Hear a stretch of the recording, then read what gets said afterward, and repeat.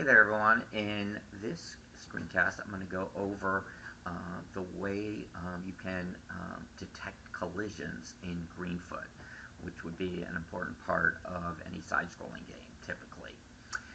Okay, so in general, if you go to the help menu when you're in like the design view and go to Greenfoot class documentation and then look at the actor class, and then scroll down through the method summaries, you're going to see some methods that all have to do with collisions and orientation and positioning of sprites. So I'm going to go over three approaches to collision detection. There are a few other methods that I'm not going to get into, but I'm going to look at get one intersecting object and get objects in range. There's also get objects at offset and get neighbors and get one object at offset, but I'm not going to go over those.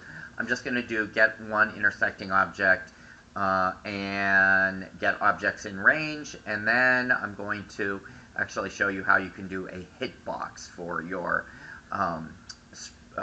collisions, which will make collisions a little more maybe accurate, and you can customize them. So first of all, the basic one is get one intersecting object. So this is going to go in one of your classes, and you want to make sure that it's going in when game state is running.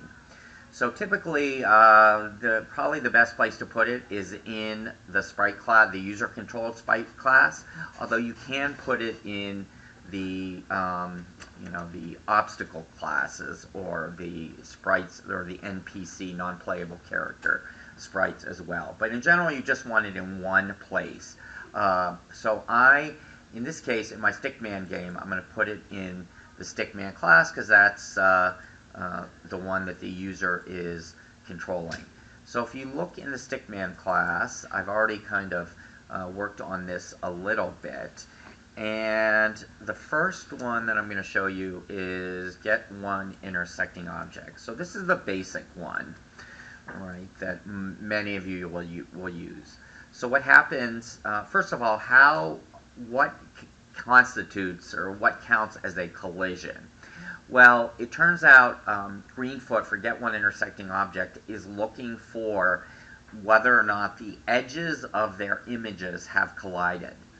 Okay, so that means that if you have a lot of empty space on the sides of your images, of your sprite images, it may look like the sprites collide. It's going to detect a collision before the user actually sees the collision. So it may look like it's happening prematurely. So that's why you want to make sure that your sprites have as little empty space on their edges, the images that they're using, and you can have as little empty space as possible. So I'm going to open paint.net and show you how you can correct that using the crop to selection tool. So I'm going to open one of my sprites. Let me do the car. Okay, so now this doesn't have, as you can see, I already kind of cropped it so that it doesn't have much empty space. But let's say there was a lot of empty transparent space in the image. What I would do is I would go and do the selection tool and draw a box around the portion of the sprite that actually has the sprite. And I would do image, go to the image menu, and do crop to selection. Okay, and that's going to cut out all that empty space that you have on the outside of your images.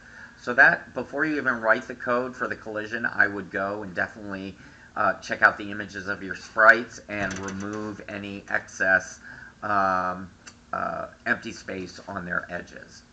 Okay, so here is, getting back to the code then, here is line 63 to line 67 is the basic code that I've inserted in the ACK method of my Stickman class. Okay, and what you say is actor A equals get one intersecting object, and then in parentheses you put the name of the class of the, in this case it's the obstacle class or the NPC class. It's my car class. So I put the name of the class and then dot class, a close parenthesis, and then a semicolon. And then immediately after it I say, if A not equal to null, then I have curly braces, world dot remove object this. So this assumes that at the top of your ACT method, and you should do this in your sprite classes, you have the statement my world world equals my world get world. So that statement gets the world that this actor object lives in, and then you can reference that world to for example, remove the sprite from the class. So this line of code, world.removeObject this, okay, the this means this actor object.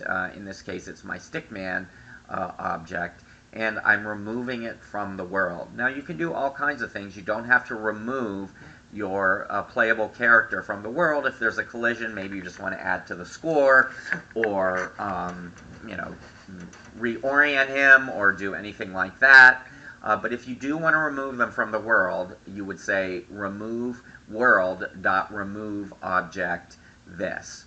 Okay, now one thing to be careful about when you call the remove object, and that is this.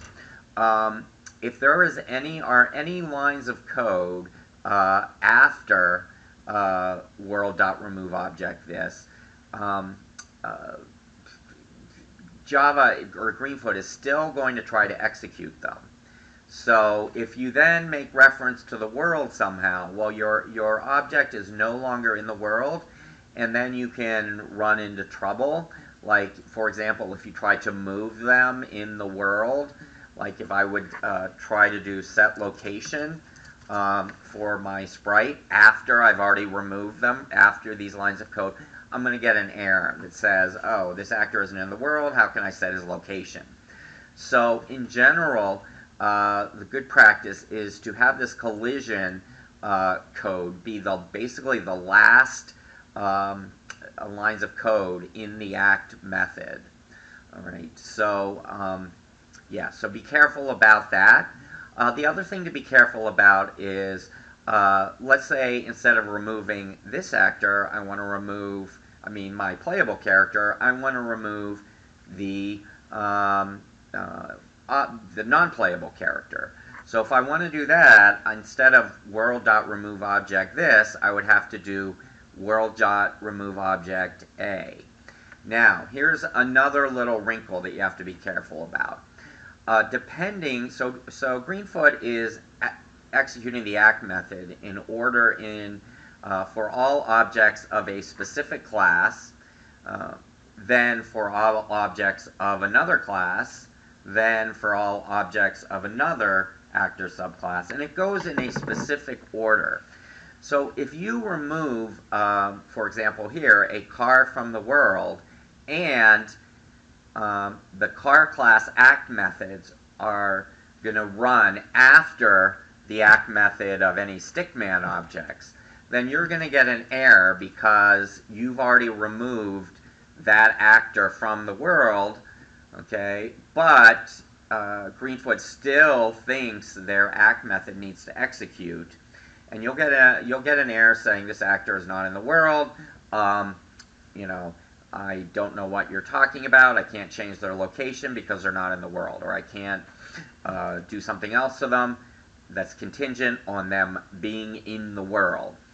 Okay, so what you do in that case is you make sure that the ACT method of the class that you're removing is executed before the ACT method of the remover. Okay, so in this case, I'm the stickman removing an instance of car. Well, that means I need to make sure that the ACT method for the car class, for car class objects, are all executed before the ACT method of the stickman. And the way you do that is you go into my world and you call the setActOrder method. Okay, and now you give the order that you want the act methods to execute. Now, you don't have to list all of them, but you list the ones that are it's important that they're executed in a specific order. So in this case, I would do setActOrder car.class and then stickman.class. And that way, if I did this right, I would be able to, let me make sure I have the syntax. Oh, I misspelled stickman. It's capital M. There we go. Okay, and that way I would be able to remove the actor, or the actor object, the cars from the world before I do anything else. Okay, so now, let's see, it looks like I have some problem here where I'm no longer removing my stickman has disappeared. Let's see. All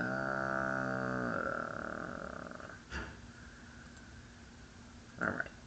Well, I'll get to that later on. Don't want to make the screencast too long. Okay, so then the other, I think I may know what the problem is. The other way to handle collisions is to do get objects in range. Okay, so get objects in range. Let's see. And let me just leave the other one in and get one intersecting object in, and oops, let's see, easy. There we go. So I'm going to put that, I'm going to comment out the get one intersecting object, and I'm going to do get objects in range. Okay, so this one's going to look a little bit weird, but what it says is you specify a pixel distance from the actor object, in this case it's the stickman, from his center, and then you give another class. And it will return a list of items of objects, in this case the car class, that are within 20 pixels of the center of the stickman. Okay, and with that list, we're not really doing anything of list manipulation. You just are probably going to want to check to see if the size of that list is greater than 20. Now, if there are no objects within that range, the size of the list will be 0, in which case you probably don't want to do anything. But if the size of the list is greater than 0, it means there's at least one object of, in this case, the car class, that is within this range. So this would be useful if you want to detect, something within a range that's farther away and not intersecting exactly, but you still want to detect when something is close. So that would be get objects in range. Okay, and the last one that I'm going to go over is making a hitbox. So this is going to be probably the most customizable and accurate thing you can do to ensure that collisions are happening right exactly, or detected right when you want them to be. Okay, so with a hitbox, I'm also going to use get one intersecting object, okay, in my stickman class. Alright, but the first thing I want to do is I want to make a hitbox class, and I want to use a transparent PNG file for the image for my hitbox class. And I'm going to make the image be much smaller than the actual object that you're detecting a collision with. So I made a car hitbox class, okay? And I made one instance variable, and it's going to be, in my case, it's going to be the speed of the car hitbox, okay? And in the constructor, I'm going to have a parameter so that when I make a car hitbox, I can set the speed of it, okay, and scale the transparent image. Then, in the act method, what I'm going to do is my cars are going right to left, so I'm going to make my car hitbox go right to left, and it's going to look very similar to the motion. In fact, it looks pretty much identical to the motion of the cars. Okay, and now I'm going to go into my world, and when I create in my car spawner code, not only am I going to make a new car at the appropriate time, I'm also going to make a new hitbox. Okay, and I'm going to position the hitbox pretty much right over on top of the car. And if I do that, then the hitbox and the car will move at the same time. They'll both be centered on the same point, but the hitbox will be much smaller than the actual car. And then I'm actually going to detect collisions, not with the car, but with the car's hitbox. Okay, so back in the Stickman class now, instead of checking for a collision with the car, I'm going to be checking for a collision with the car hitbox. So I'm changing that, and let me get rid of this. Let me comment out the other code that I was showing you. So now I'm going to be removing, well, let's see. Let me do remove actor object this. And now let me see if I can run it and show you that. Let's have a car coming straight at him. Okay, so the collision happens a little bit later, not the instant that the front of the car hits him.